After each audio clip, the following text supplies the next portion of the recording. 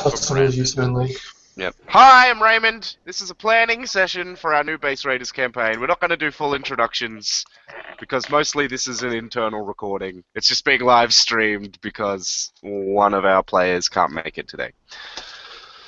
Um, so this new campaign that we're running is a Base Raiders campaign. It'll probably run for about 12 games, maybe more, maybe slightly more than that. Depends how we go. The players are going to be adventure base raiders, so they are sponsored by Raiderade, a sports energy drink producer that is the #1 energy drink for base raiders the worldwide, apparently. Raiderade? Raider. Raiderade. Raiderade is actually a conglomerate rebranding of various super-powered sponsored energy drinks from before Ragnarok. After all the heroes disappeared, there was a bit of a free-fall crash in the market. Nobody knew how they were going to market their shit. And then base raiding started to become a thing. And they're like, okay, this is what we're going to do. We're all going to consolidate into one brand with regional variants, and then we'll do extreme sports stunts with superpowered individuals. And then eventually they started the adventure base raiding competition, which is where several teams of base raiders are given the general area where a base can be found and are given a week to get into the base and make it safe for looting before the other teams can complete said task. You are not allowed to murder fellow com- fellow com- what's the word? Competitors? Competitors. But you know, basically Batman rules. You're not allowed to kill them, but you don't have to save them. Well, Okay. base raiding's a dangerous business. They could suffer many unfortunate accidents. Exactly, they True. could suffer many unfortunate accidents. There's a few things that they occasionally do to spice up the base rating competition. So they will give alternate objectives. So, for example, assassination, where teams must incap another specific team before they're allowed to enter the base. So it doesn't matter if you get to the base first. If you go in and you haven't incapped that other team, you're securing the base will be disqualified. What's another one? Biological. No, not biological warfare. Let's go Vault Drought. All competitors have their entire water ration replaced with Volt Energy Soda, a discontinued hazardous beverage from the mid-2000s. Ghost Protocol is one that is often activated, which is teams are given a cash bonus for completing the race without ever being detected by another team. Cool.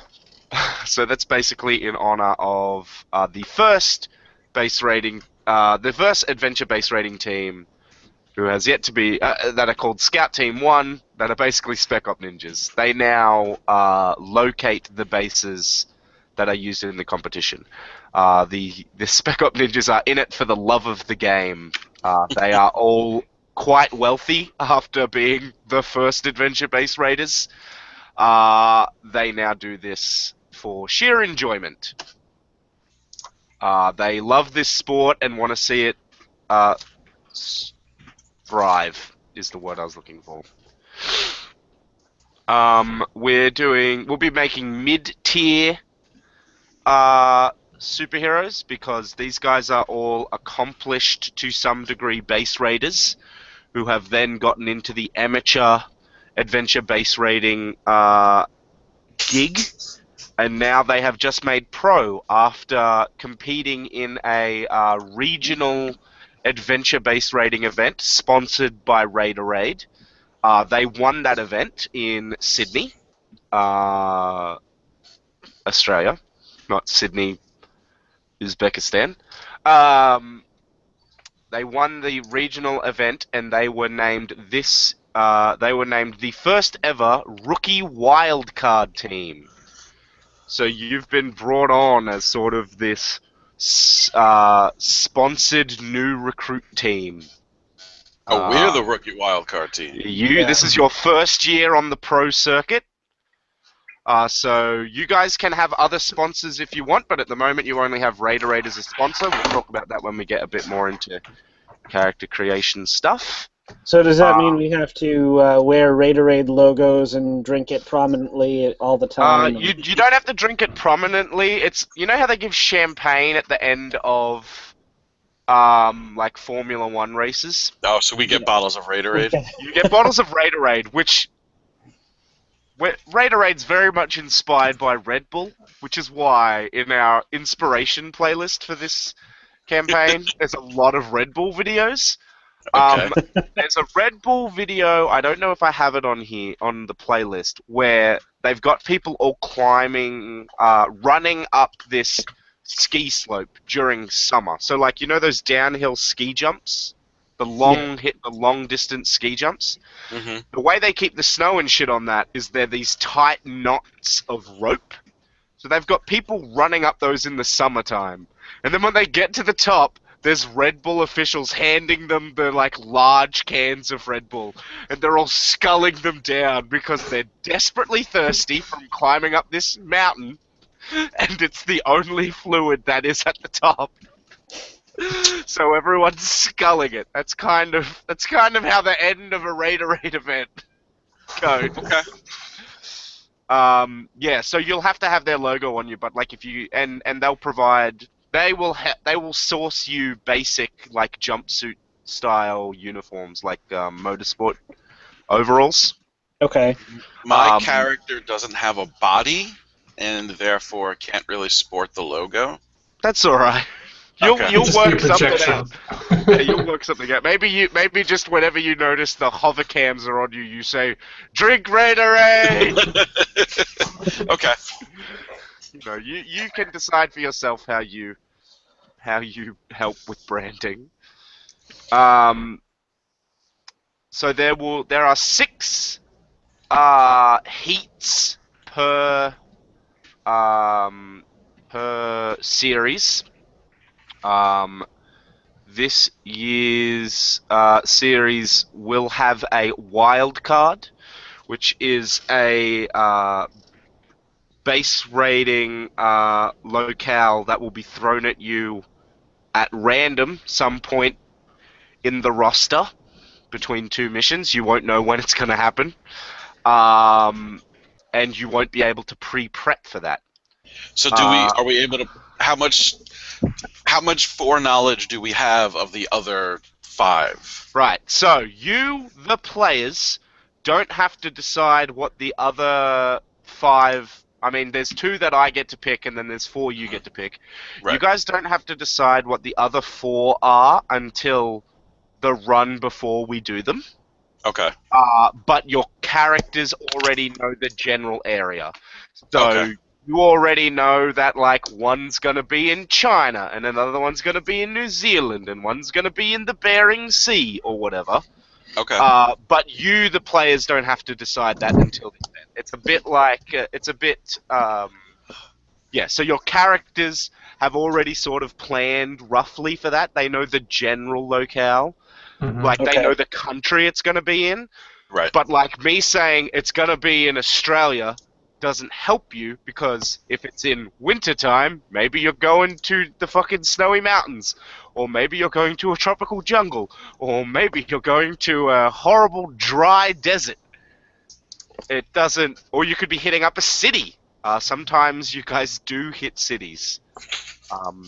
Normally, though, because base raiding is illegal in most developed nations, you will be going to nations where they either have no laws against base raiding, or you can buy basically salvage rights, which is buying salvage rights to base raiding opportunities is very common in South America, for example. South Africa, not South Africa, sorry, the African continent is what I meant to say. doesn't have a lot of laws against base raiding, but by the same token, they don't have many laws to protect base raiders. So, good luck. If you guys hit up America, that's going to be all very covert. Like if you hit up the United States, there have been calls in the Senate to toughen toughen regulations and laws around adventure-based raiding and Raider Raid in particular. And the UN has been discussing sanctions. Maybe we can embargo their drink-producing factories. But the Raider Raid adventure-based raiding competition is very quickly becoming a bigger part of Raider Raid's business than selling energy drinks. Selling the web feeds and the exclusive tickets to come to a random town in Chile and watch every single stream from every single camera in like a frontier town while all these crazy superpowered individuals traipse through the jungle, that's a big market. Like there's a lot of rich people that will pay money for that experience. I will tell you now that the finale takes place on the moon. No, of course it does. And that is the only information I am giving you up front about the finale. Everything else you'll have to work for. Awesome. I'm not sure if this is covered in the document or not, but what happens to the rights of the things that we recover in the bases? Do we get those things, or All are right, those given up to our sponsor? so the legal signing is that Raiderade and the team split the profits from the base 50-50. What can I do for you? Okay. Yep, that's fine. This is just a planning thing, so... Well, I'm telling you so that you don't feel bad about interrupting a recording, but, you know, you don't feel bad ever. He says, lyingly.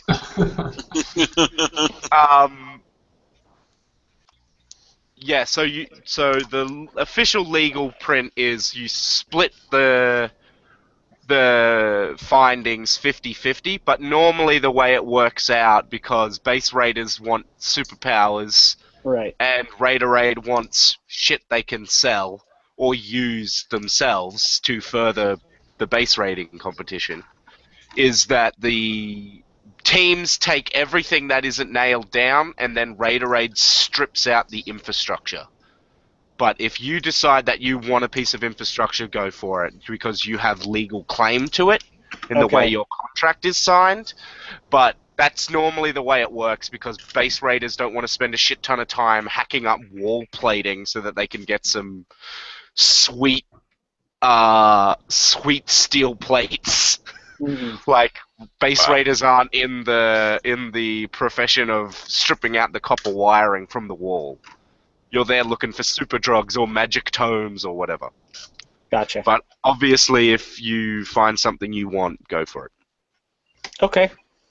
Because that arrangement normally actually works out, if with them stripping the physicalness of the facility, it normally actually works out to being more like 60% in their favor. Okay. Because base raiders are lazy. Right. And also they have to do most of their trading on the down low because it's illegal in most places, so. Yeah. If we take something and like hide it, is there any way that they're gonna know? You don't need to hide it. Like I said, it's where in the it's 50-50 equal claim, but it normally ends up that they actually get 60% of the profits because of the fact that base raiders won't normally bother stripping materials out of the base. They just go for they get the whole plant and all the materials it's made Right. out of. Yep. We can keep So there's not going to be a legal argument over the loot in the base. That's not the thing I'm going for in this campaign. Okay. Sorry, continue. No, you go. You had a question. The scoring. So like when we're competing in character, is it based on like how quickly you do it, or like the quality of the loot you get? Like, what constitutes a win? A win is you get to the base and render it safe before the other team can. Normally, Okay. you don't get two teams in the base at the same time. For example, I have examples here. Some teams are specialized in getting through the base, and other teams are specialized in getting through the terrain. For example, the TKS Super Race team, who are a Brazilian-Japanese motorsports team, they are really, really fucking good at getting to the base, but they don't have a lot of actual superpowers. They're all like basically mad scientist engineer types, Okay. except with a motorsports theme. So they're really Which is good awesome. at getting to the base and building their gear to get there, but then when they get there, they're just slightly faster, smarter humans. They don't have any actual showy superpowers. They'll use whatever the base provides them to try and get through. So, like, their strategy is get there before everyone else and then take our time working through the base. Okay. The Valkyrs, which are an all-female team with a roster of 10 super athletes, but they only ever take like 4 or 5 onto the field. They specialize in getting through the base. They're basically super soldiers. Okay. They used shit tons of boost patches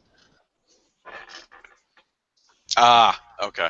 and stuff like that. So they just slap on whatever they need to get through the base. Like, oh, it's a lightning themed base. All right, well, let's get an electrical resistance boost patch, slap on some super strength, give me some of that regeneration. Let's go. Oh, it's full of water. All right, give me some of them. Give me one of them gills patches right here on my larynx. So that's their strat. And the true survivors are, they do whatever they want. Yeah. The true survivors. We'll talk about that later after I hear your ideas for your characters. Yeah. So if you guys want, you can lay out the. You can suggest some of the starting locations in this session, or we can do it later. We'll have to pick a first one pretty soon. Yeah, and then we'll go through that. So, how about we hear some of your character ideas? I want Finn to go first because I like his a lot. Yeah, okay, so when I was reading through your guys' ideas from the Google Plus comment thread, and then talking to Ray about it the other week when we were playing Eclipse Phase sort of thing. But sort of in keeping with our general, I feel like we're going to end up with a bit of an otherworldly theme, but that's whatever. And so my general character concept at this point is that essentially the ghost of a long distance endurance racer. like the Dakar rally. Yep. Essentially the ghost of a Dakar rally driver, which essentially manifests itself as that my ghostly abilities is that I can possess machines and then operate through them, but I have no personal corporal body. So essentially, I think I'm going to end up with a car, which will be potentially our go-to get from point A to point B, and maybe some kind of exosuit for operating once we get to the base, kind of thing. Yeah. That's cool. Yeah, sounds good. I think my archetype is Ghost in the Machine. Nice. Yeah. Who wants to go next? Well, I'll stick with the non-corporeal theme. So my idea is that my character is a sentient alien nanoswarm who was sent to Earth to sort of scout out as the first wave of a possible invasion. But in the time it took his ship to get here, his race was captured and enslaved. So he is the only free member of his race left. And if you happen to step inside of him, he kind of smells like a fart. So he is a For sentient fart cloud. reasons. For reasons. For Because the electrostatic charge that all the nanoparticles generate agitates the air and it smells like a fart. Of course, it makes perfect sense. Yes, but he's super smart, so he's like a super scientist kind of guy, Mm. and he can And study. he's a fucking nano cloud. Yeah, he could study things. His basic abilities is to disassemble and reassemble things inside of him. So he Cool. So he's basically a catalog robot. So he takes things apart to study them and find out how they work, and then tries to put them back together again. Well, I can see why they recruited you for their team. Is he like? Is it like a visible cloud, or do you like only know when it's there because you kind of smell farts? No, it's visible. But Okay. I had rolled a version of him a while ago, and I think he may have been stealthy because like he can disperse himself, so you wouldn't really Yep. see that he's there.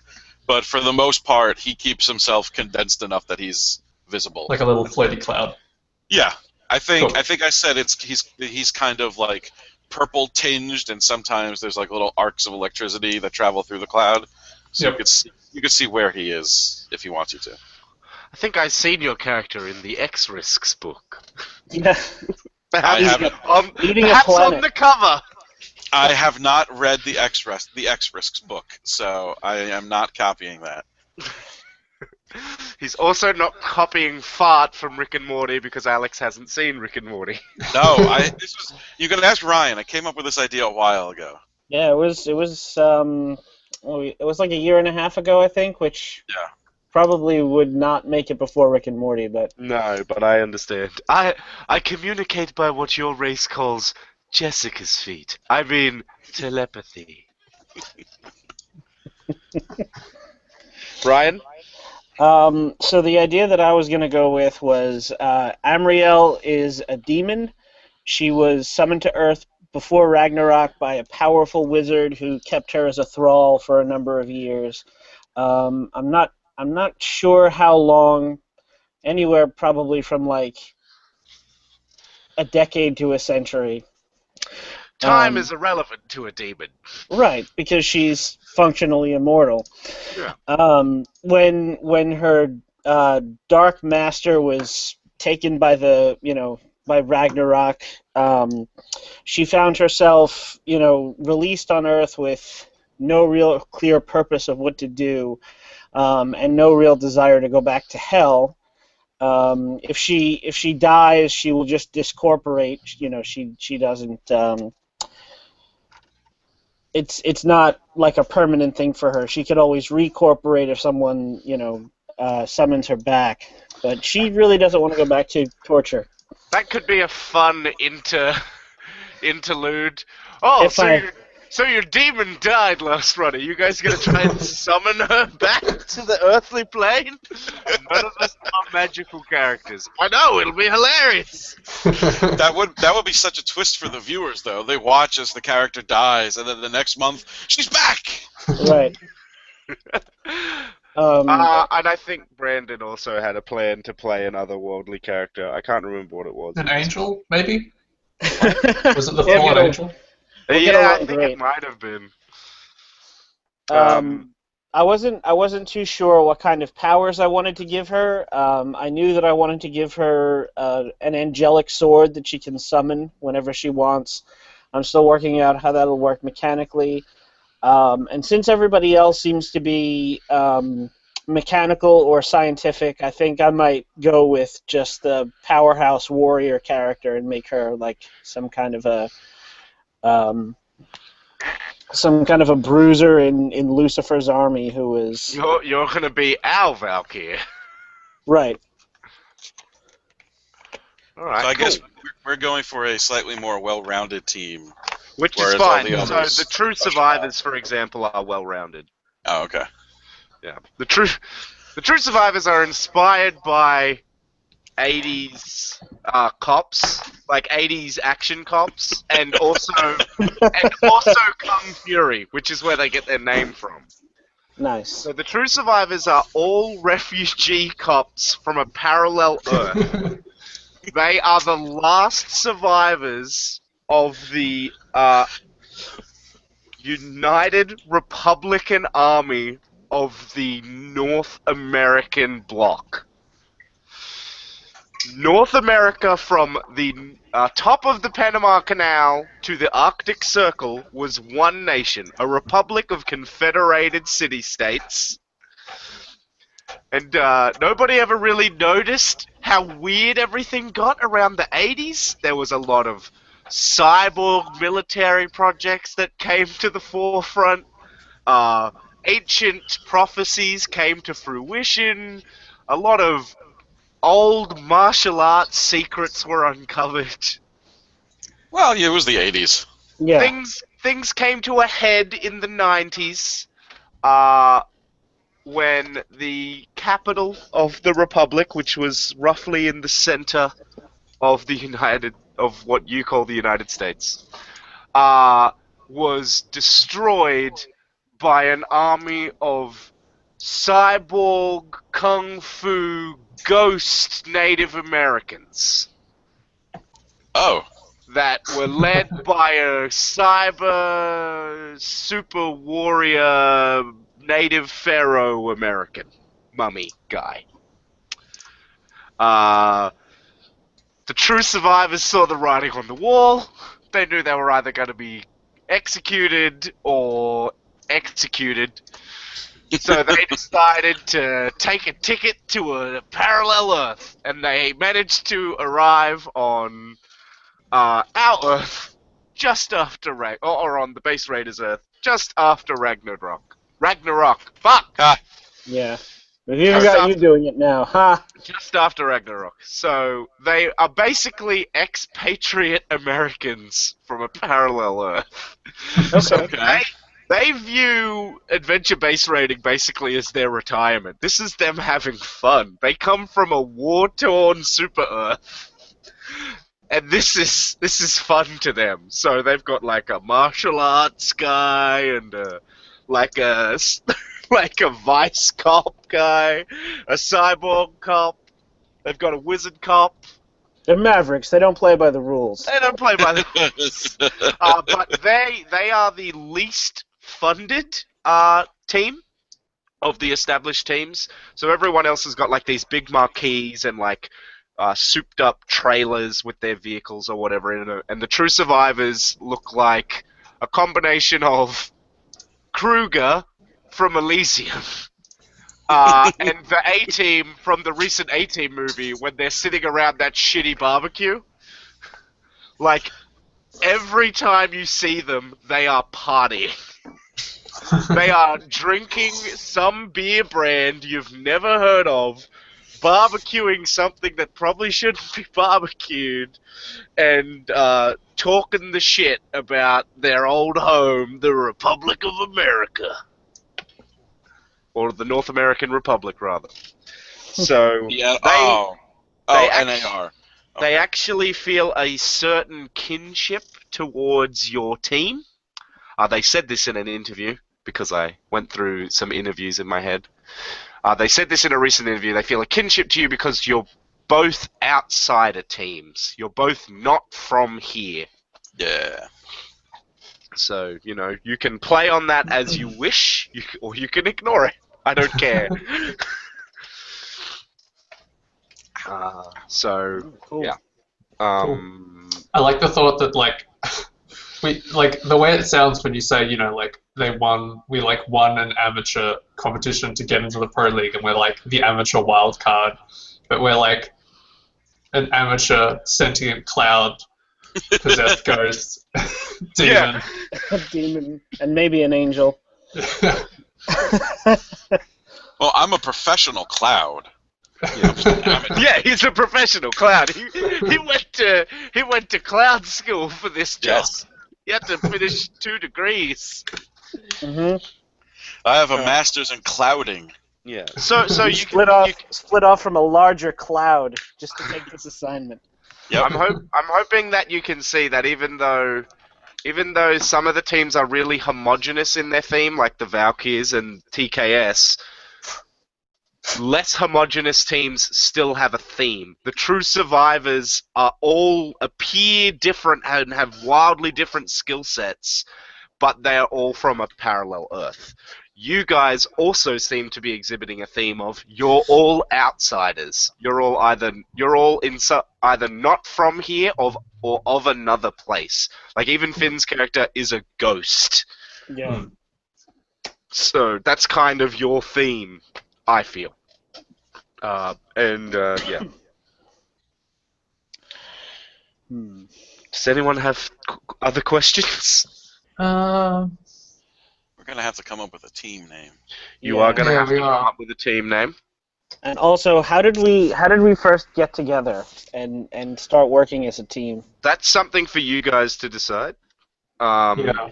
You can. I'm going to set up a group chat like we had for Reclaimed Earth when we're done here, so that you guys can chat about that and like be like, oh, how do we know each other and things like that. And I'll try and track it in our notes. And if we all need to answer the crossover adventure question, that's going to sort of come up. Yeah. Yes. Yes. So you might want to throw some team name ideas around now, just to get the ball rolling, even if you don't pick something. Hmm. Let's see if there's a sports team name generator. Yeah. So for example, I can't even Yep. remember what TKS stands for the TKS race team. I just wanted something that sounded like Super Robot Monkey Team Hyperforce Go, but also sounded like a real Japanese sports team. So I chose 3 letters and then Super Race Team.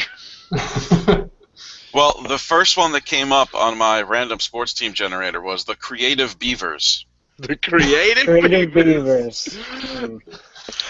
If we're all outsiders, I think it might be funny if we, since none of us really would understand how human language would work, we just pick Finn except Finn would. But Yeah. what if the rest of us overruled him and picked a name that has absolutely nothing to do with like adventure base rating, or it's just like random words and numbers put together? I mean, that could be kind of funny. Do you want to commit to that bit? I kind of like, I don't know, I sort of like something that is just like calling out the fact that we're all like otherworldly. Like, I don't know, the ring-ins. The ring-in? Mysteries. Well, I just got the mystery squids. Well, Mystery squids. the summoned, I don't know. Yeah. So. The summoned. I like the summoned. Ring-in sounds good. Walk-ins would be good too, because Walk-ins. the walk-ins. We're not closets. Mystery members.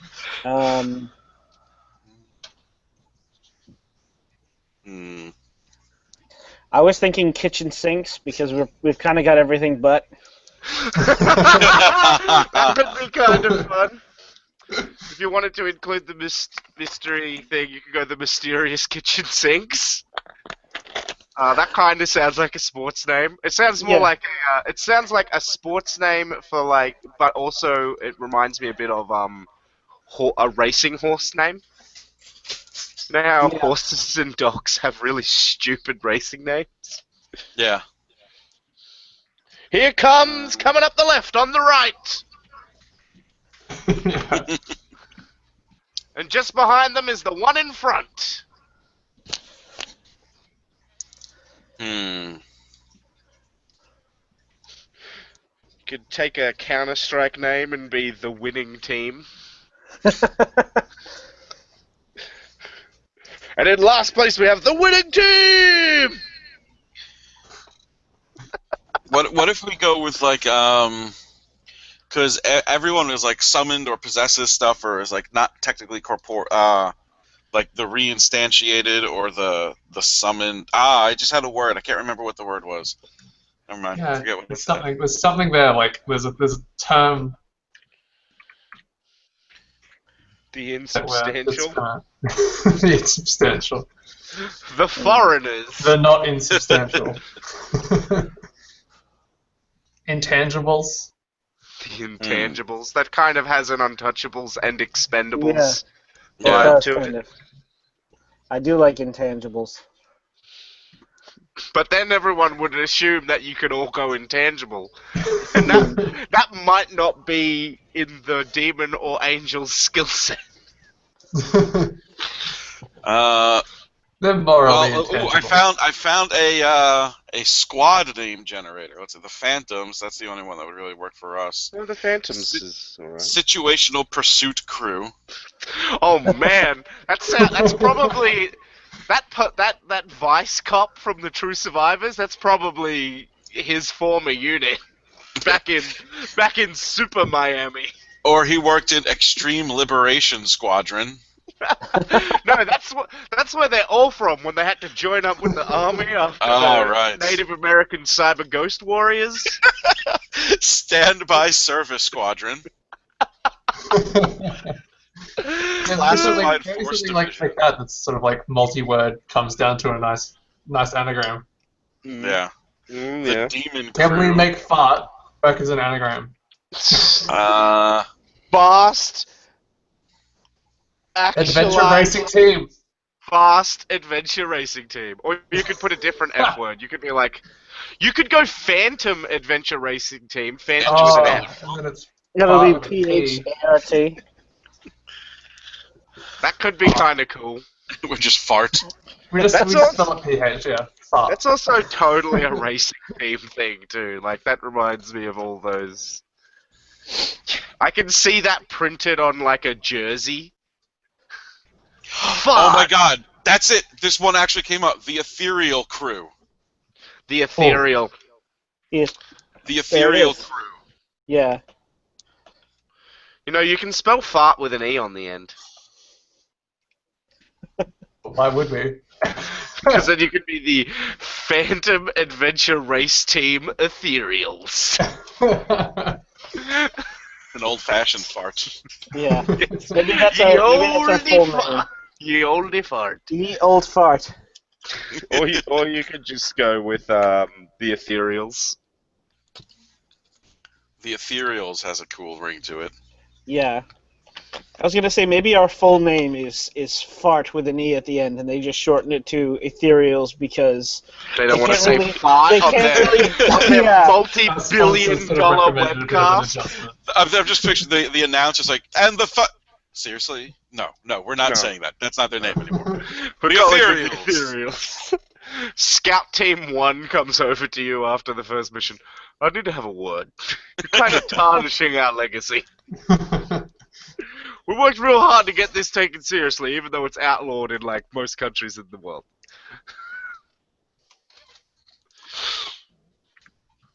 So either the Ethereals or fart. See which way we go. I'm kind of good with ethereals, but All right. yeah. Yeah. The Ethereals. I like it. Should be able to spell that. I used to play Tau. Can't spell it because I'm an idiot. no, it's weird. Ethereal. The ether reels, basically, Yeah. with sharing an R. Mm-hmm. Okay. That's good because then it's not like it doesn't imply we're all incorporeal. Yeah, it just implies you're otherworldly. All otherworldly. Do we need a slogan? Because I found a slogan generator too. You guys can make a slogan now I if think you we'll want. find that in play, maybe. Hmm? We might, The we good might find a feeling. slogan in play. Something that I did want to try and do with you is it's kind of inspired by the way you do Hypercorps in the Sprawl. I thought it might be interesting to come up with other companies that sponsor base raiding teams. Okay. Okay. So we don't have to do that necessarily now, or we can do it now. It's up to you. But So that's we're something. sponsored by Raiderade. Well, everyone that partakes in the Raiderade thing is sponsored by Raiderade, and then you can maybe have another sponsor. But I wanted to come up with a couple of other companies that sponsor teams. You know, you'll have it might be the Chick-fil-A NASCAR, but it'll have a bunch of other stickers on it as well. You know? All right. I'm looking up X Game sponsors Oh yeah, that's to a good see idea. what kind of companies. Let's see. AT&T,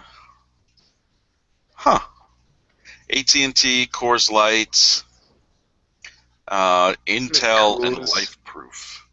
Yeah, it's pretty much anything. Yeah. Alongside Nestle, returning Gatorade. America's Navy, GoPro, Harley Davidson, Jeep, and Monster Energy. Elastoplast. Additional sponsors include Oakley, Polaris, Skype, and Xbox. Yeah, you guys could be. They could be like a some kind of console sponsor. Yeah. There should be could like be a video cool. game sponsor. There'd have to be some kind of clothing sponsor. All right, so I'm going to make a short list of potential sponsors in my campaign notes thing. So let's go here. So we want a VG sponsor. Did you say sunglasses? Yeah. We go sunglasses. Probably want a clothing. I think you Yeah. said. I was thinking of what about like a stodgy sounding older credit card or banking company that's trying to Yeah. revitalize its image with the young people. Yeah. Okay. Credit card slash bank brackets older. What else? So we've got video game, sunglasses, clothing, bank. There's got to be some kind of food sponsor. Yeah. Mm-hmm. It Sort doesn't of a necessarily. snack food sponsor. Yeah, indeed. Food, snack. Is there a car that is a car brand? Is I was General Motors equivalent? trying to Yes. think of that kind of thing. Yeah. So something in the background of the Japanese motorsports team that I created, they were banned for using base Raider components. They used a superpowered engine, and they used a super science fuel mixture that they'd reverse engineered from base rating shit, and that's why they got banned. However, now that particular design elements of that engine and that particular fuel mixture are now standard across motorsport. It was that they were using it without permission and it hadn't been tested. And now they, like, every year when they come to the base rating competition, they bring a car that is full of new technology and new shit. Like, they don't ultimately end up being that different, but there's a lot of macro stuff that is micro stuff about their cars that are different, that increase performance minutely. And they sell all of those prototype designs to car companies. That's cool. And then they put them into all their Formula One cars and shit. That's how they make their money. They don't have a sponsor beyond Raiderade. They refuse on principle. They're like, no, fuck you. You cut us out of motorsport. Now we're going to sell you our shit for exuberant prices. Untested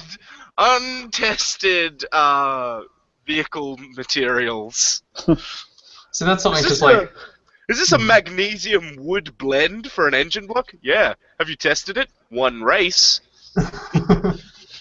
We'll buy it. How much? $2 billion, I guess. That sounds good. because because my character, I'm gonna like essentially have the car, but I'm gonna like build it as a skill. And my current, I spent a while because I was like, I kind of want to figure out what that car's gonna look like to figure out. It might be worth kind of channeling Ghost Rider a bit for your power and having it be any vehicle you possess, you can imbue certain characteristics onto it. Well, see, I sort of looked at that because like I'm gonna have a bit of both, but I essentially wanted the abilities of my car to be independent of my abilities to drive it. So like those are separate skills, so that like if I do get in a different car. So essentially, my ability to drive well is separate to like the fact that the car can like move fast and jump quickly, like that kind of thing. That's fine. That makes sense. There's vehicle design rules in the in the Kerberos Club book. Just FYI, which I can give to you like next Tuesday or whatever when I am at TAFE. I can come over to your place after. Cool. I mean, I could Yeah, also I'll- email it to you. What am I talking about? With the internet. Mm. But I was gonna build the car as a skill. And I sort of like spent a while like looking around to try and find something of like akin to what I'm trying to think of. And I'll just drop it in the chat. I found a There's random a- piece of concept There's a art. few Top Gear pieces in the inspiration playlist as well. Yep. For some vehicles that might be worthwhile. ArtStation. I do love ArtStation. Like my current working title for that skill is Datsun 10,000. Oh my god, that's like got spider legs with wheels mounted on the end of them. It's like We need if an all-terrain vehicle. somebody tried to build a Tacoma out of current car parts. But I haven't It's- currently figured out like where That's awesome. that car is coming from necessarily. Yeah. Okay. Yeah. Can you do But car? maybe that has something to do with our sponsor. Yeah, potentially? yeah. Yeah, I mean, it could also be something. I mean, you've been in base raiders for a while, and you've been on the amateur circuit of ABR, so it's possible that you've just built it over the years. Like, it might have just started out as like A regular car. a regular car, and then you like got enough money to do up the shocks and get better tires, and then it was like, hey, look at these weird spider legs we found. That's going straight to the car. Awesome. Imagine driving that through Sydney. Which is where your last mission was. So we didn't get to play that one shot, which is fine. It was just meant to prepare me for running Fate.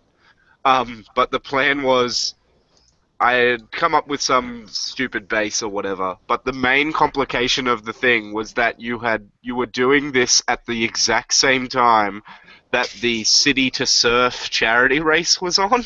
Oh, my goodness. When like 1 million people try to run from one side of Sydney to the other.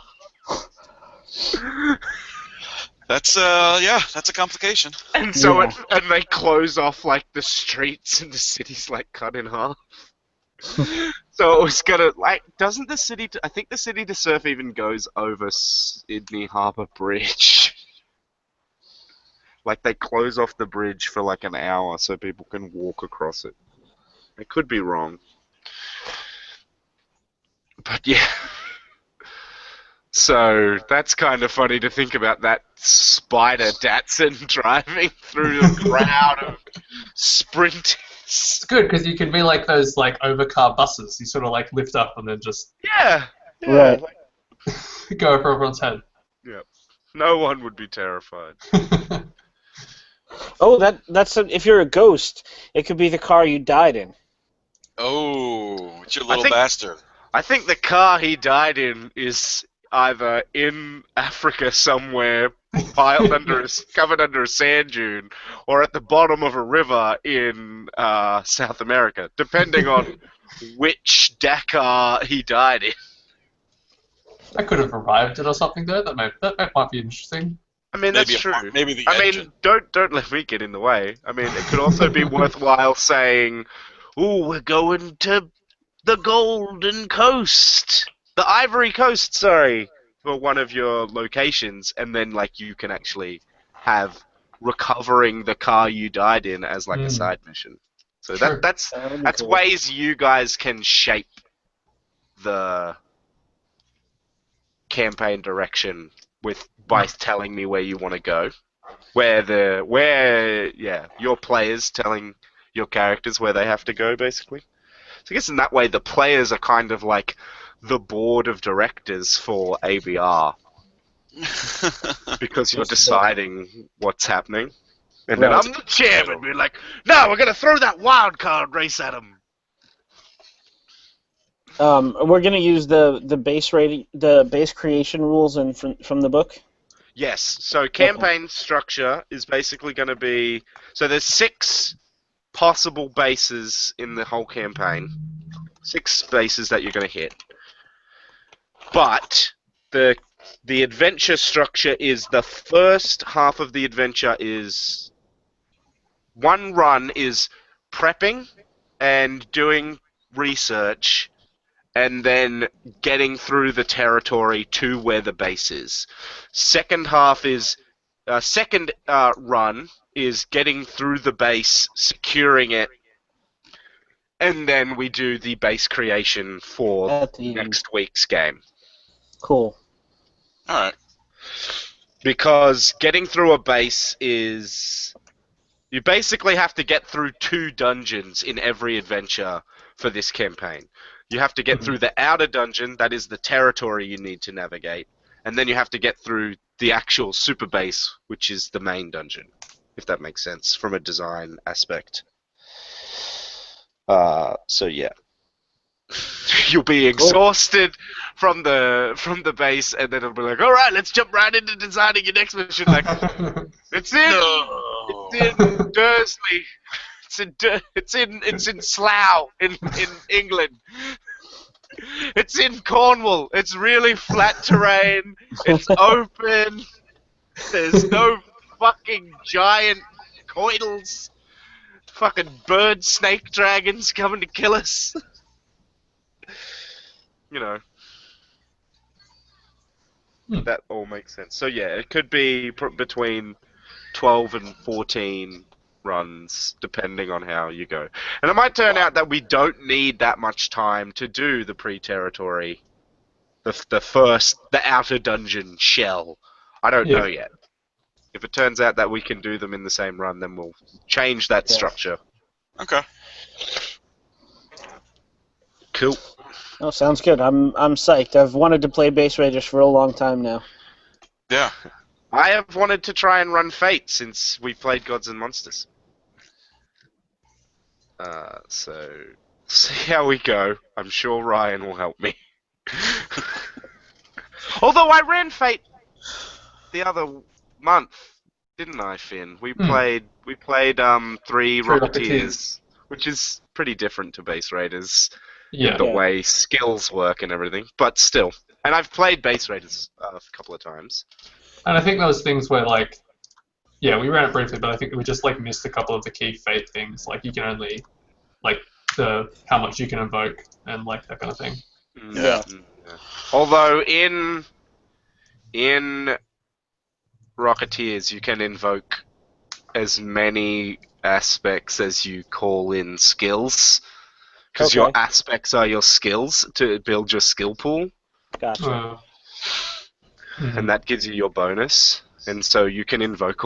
Like, Ellery invoked, like, all 5 of his aspects, including his trouble, in one of his rolls. Like, I'm paranoid, so that works in my favor. I'm like, I guess it's meant to be a trouble. The other thing to think about for Base Raiders is that your characters can have goals and change the world. So, like, maybe Alex's character has the goal of getting together enough resources to go free his creator race from slavery or something. Well, we're a Gestalt cloud that when we need to, they just like fart out little clouds. Oh, you're basically the Factors, but you're a cloud. The Factors From Eclipse Eclipse Phase. Phase. Doesn't matter. Oh no, well I was thinking or like the shapeshifters from DS9, but a cloud. Yes, I am vaguely aware of them. Yeah. So we don't have sentience until they fart us out to go do something. You know what's another way of visualizing that? You're like the Terminators from the Terminator series, because they are essentially Gestalt until John Connor flicks that little switch in Arnie's brain. That's true. I'm like Arnold Schwarzenegger if he was a fart. Yeah, exactly. It's perfect visualization. There was a thing. Yep. Yeah, so the goals is a thing. I'm just opening up the Base Raiders book because I just want to check something about the... What do you call that thing? Base Rules? creation rules. Okay. It took me a minute. Ryan, Where do you still is... have my character sheet by any chance? I think I do somewhere. I'll have to go digging for it. That's the RPG recordings folder, Raymond. You want RPG books. Silly Fate. Raymond. Base Raiders. I don't want Barry, despite him being a perfect adventure base raiding character. Barry, the Great Barrier. I think you might have to retool him a bit, though, Acos, because if I remember, if I remember correctly, I let you guys make high-powered characters. Oh, he was high. Okay. Yeah. And we're I'm mid. not sure, We're though. mid power, right? We're mid-powered. Yeah, we're mid because it seemed to make more sense. Where are... Is it in campaign advice? Where in the book is the base It's creation rules? 187. 187? Yep. Thank you. Also, page before that, interesting thing, Raymond. I just found out where the item-based powers section is. Oh, nice. It's on 186, just randomly sitting there. It's just sitting there doing nothing. Yeah, item-based powers. Oh, Fuck this book's I layout. spent It's actually so long looking for that, a few weeks ago. big. There's just no reference to it. Yeah. It shows up in the example character sheets, and we couldn't find it in the character creation section properly. We couldn't find where to do it, and right there it is. Advanced power interaction rules. Yeah. Base Cool. building rules. When did you want to start up the campaign? Soon. So, We're going on Tuesday nights again? yes, unless that doesn't work for you. No, that should be okay. Yeah. I know that you've got a lot of work lately, Ryan, so... That actually is wrapping up at the end of the month, so I might be able to do next week. All right, well, we'll try for next week, but I should be able to cover... I might be running an Eclipse Phase game for the Eclipse Phase G+ community, because a bunch of people want to try Eclipse Phase but haven't. Right. And I was just like, oh, next time I run a Eclipse Phase game, I'll mention it here. And then, a bunch of people commented saying, oh, yeah, I'd be in for that. And I'm like, all right, I'm just going to do a thing. How many people are you running for? I don't know yet. I will be sorting it out soon. I'm just going to run Ships in the Night again because it's a good intro. Yeah, that was a fantastic scenario. It's the first game of Eclipse Phase that Finn ever played. Yeah. Yeah, so we might try and do our first game on the 31st, but if we need to, we can do it on the 7th of September. Okay. Yeah. Yeah, the 7th might work better for me just because right. So that's 31st and 7th for me and Finn. Yeah. That'll be 30th and 6th for you two. I was like, Tuesday night? What do I do on Tuesday night? No, not my Tuesday night. Yes. Yeah. Thankfully, Your Wednesday morning. Thankfully, Right. Google Events automatically corrects for time zones. Yeah. Wait, so what time is that on Wednesdays? For us? That'll be this time for us. It'll be 11 till Or whatever. till 2 p.m. I think we normally go, because that's midnight for them. 3 Yeah, hours. about. Yeah, cool. We can't. We occasionally we go 10 minutes over that, but I will once we get to 10 minutes to 10 to 2, I start ending the adventure, and sometimes it takes a few minutes over, and then I have to basically tell Ryan to go to bed. Yeah. Yeah. Because I'm bad at that. I'm like, Are we going to make characters together, or do you want us to just show up with our characters? you guys have character concepts, and you guys know the roles that everyone's going into, so you should be free to set them up on your own.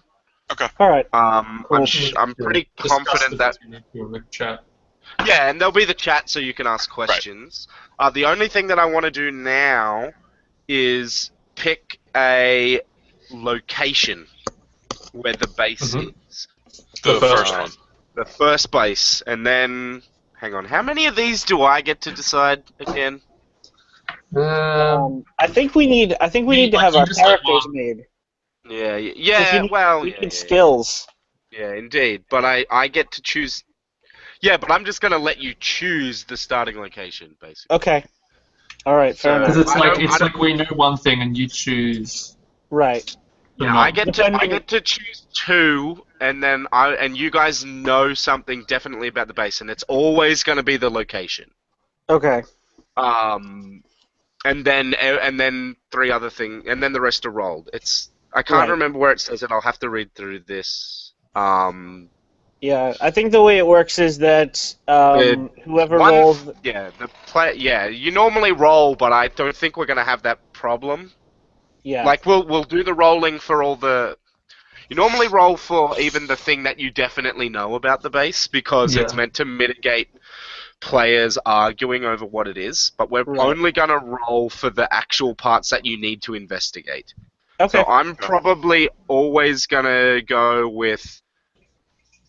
Actually, I'm not. It's always going to be we know the location, and then I'll probably normally be picking from purpose, history, and purpose, history, owner for what is in there, and then you guys will investigate the rest. Mhm. But yeah, anyway, whatever. You get the point. I get to pick two, we all pick, you guys pick one, and then you investigate the other The rest. Right. four. The other four. So And we just that'll need a be where we location now Yeah. Yeah. for you to. Now, Ryan may not have been here for this, but The random location thing? yes. It gave Oh, me yeah, also. I missed that. Let's see, now Alec- I have in the Arafura Sea, just north of you guys, right off the island of Kepulanaru. That's Nauru. Kapu'awan? It's right off the island there. I've Oh, never God. heard of that sea. But if we just did But you guys Australia, you guys can choose any place you want, so you don't have to choose off the random thing. If you have an idea of a That's- place where it'd be cool for a base to be, that's almost literally the middle of the Pacific Ocean. I mean that's not necessarily bad if it's an area of the Ooh. Pacific Ocean that's good. I just got the interesting Nile geology. Delta. Oh God. I would be cool with that. Yeah. So is your first adventure's gonna be in the Nile? The Nile Delta. I think that could be cool. Yeah. All right. So in the month leading up to, when the so the way that it works for the patrons is they announce all of the locations where they have the bases planned, where they have them planned. They announce all the countries. So they'll be like, this year we're going to Egypt, and the next three places that you guys choose, we've also got a wild card event, plus our finale, which sadly you will have to be viewing from either your home screens or special affiliated bars around the world, because this season we're going out of this world. And so people buy plane tickets to Egypt, and then they basically... And then when it gets closer to the event, Raiderade posts a 10-day window, and a closer location. So like Uh-huh. for the Nile Delta, they might be like, make sure you're in Delta's the part where it meets the Mediterranean, right? Yeah. Yeah, they might say, make sure you're in Cairo. And then that'll be all the information they provide. So people have like this 10-day window to get from wherever they are in Egypt to Cairo. Or from, like, they might say China, and so everyone goes to Shanghai, and then it like turns out to be somewhere right near the Mongolian border. So you've got 5 days to cross China. According to Google Maps, there is a place in Egypt that the name translates to 6th of October City. I'm not surprised. That sounds pretty communist. I mean, Egyptian. Well, Cairo's way south, actually, of the Delta. It would be more like Alexandria. Yeah. Indeed, you're right, actually. I'm sorry. I misremembered my geography. Or Which of these do I Baltine. want? Alright, so race 1, Nile. How do you spell Nile? N-I-L-E? And, Mm-hmm. Yep. Nile Delta. Oh, there's also 10th of Ramadan City. Wow. Just like naming them after dates, I guess. I should change that to wildcard in case this is viewable by you guys, because I will remember what the wildcard race is. Also, I've put the wildcard race in position 4, because at the moment that's probably where I'm going to drop it on you, but depending on what happens in race 2, I might move it to 3. Okay. Alright. I also might move it to 2, like, depending on how race 1 goes, so we'll see. Thanks. We'll see what happens. Oh yeah, cool. So anyone have any other questions? No. I Okay. just gotta get the book from someone so I can remember how to make. I will be dropping the book into the Base Raiders folder, which I will be sharing in the group chat once I set it up. Cool. I will move it now, though, so I don't forget. Base Raiders. Yes, that file has been moved. Did I move the other one? Yes, good. Oh man, I'm doing that business management course at the moment, and I got told yesterday that I have a in-class assessment next Monday, Ooh. Fun. which I'm not too nervous about. I wasn't too nervous about, but it's like a presentation on our customer service policies, and I don't have a customer service policy drawn up at all. And so last night I was tweeting at Ross Payton, being like, "Hey, do you have a business plan? Do you have a customer service policy?" And he was just like, "Nah, man. Just wing it." I'm like, "It's not useful, but I'm glad that was working for you." My teacher is not going to appreciate that answer. Yeah, I can't say I'm winging it. And then I made the joke of maybe when I'm done with my business plan, I'll start freelance writing business plans for all the other actual play podcasts. Because it's worth noting that businesses with business plans are like 20% more successful. Yeah. We would need to start making money first, though, I think. Well, I'm not making money, and I'm still making a business plan.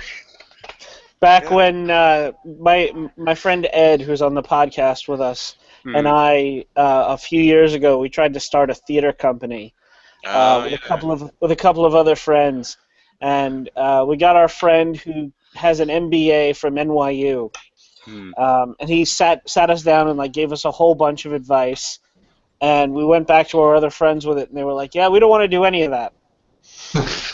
That sounds about right. So you can guess how successful that was. That's like how I don't do any recordings of the campaign, for the podcast with any of the people I used to do role-playing games with, because like they spend too much time table talking. It's like, I don't want that on my podcast. I don't need 4 hours of us role-playing where it's only actually an hour of us role-playing. And that's why that's one of the many reasons why the Better Rangers campaign will never see the light of day. Because the first episode is completely inaudible because everyone talks over one another. Ooh. Because they're like, "Oh, I'm not in this scene, so I can chat to the person that's across the room." But that sucks for everyone listening. It sucks for everyone listening. Yeah. Video game. But, you know, that was more about managing expectations. And also, I ran that campaign shittily. It's a game to run. I realized afterwards that I should have just run No Soul Left Behind. It's like, I should have just run the No Soul Left Behind campaign. It would have been much better. Because Caleb is brilliant and everything he does is fucking solid gold. It was more like that I failed to set up a tight enough framework and goal for the players. And also, somehow they all ended up going down the route of, when they were playing their demons, pretending that their demons were angels. And I'm like, and I was like, when I mentioned that when we were doing character gen, I didn't mean for you all to do it, because when you all do it, this game doesn't fucking work. I made up most of my Better Angels campaign on the fly. I did very little planning for that game. Well, the first session, what is it? Like, only half of the people who were supposed to show up that night showed up. And we just decided we were going to make characters and play Better Angels, and that's and then it turned into a 15-session campaign. It was pretty good too. I didn't mean to search for sponsor list. I wanted you to correct my spelling on the word sponsor. So is there anything else you need? I can't think of anything that we immediately need. Oh, I will make sure that I put a editable, form fillable character sheet Awesome. Oh, yeah, that'd be in great. The the form in fillable the, very character in the sheet helpful. isn't thing. very good. Sorry. The form fillable character sheet isn't very good for Oh, base okay. raiders. It's like the boxes like trim weirdly, so like they cut off half the words. Let Um, me. Oh, right, because you have the same one I do. Let me have a look at the one that I used because it might just be. I mean, It's cut mine in and all they don't auto mine, fit. mine all looks fine. It might just be the program you opened it in. Maybe I was using Acrobat. Oh, well, then I have no idea then, because that's what I used.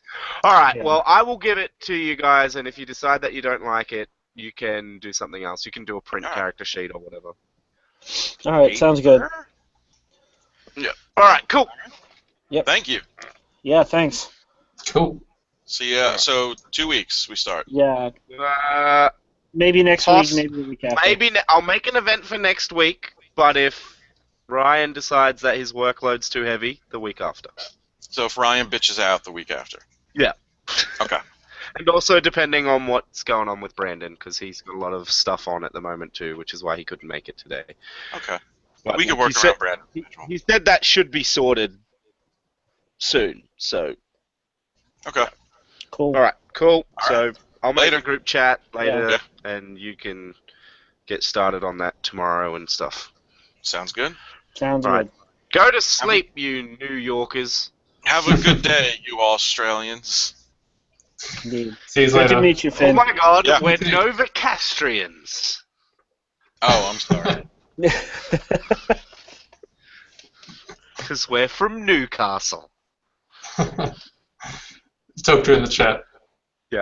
Later. Bye. Take care.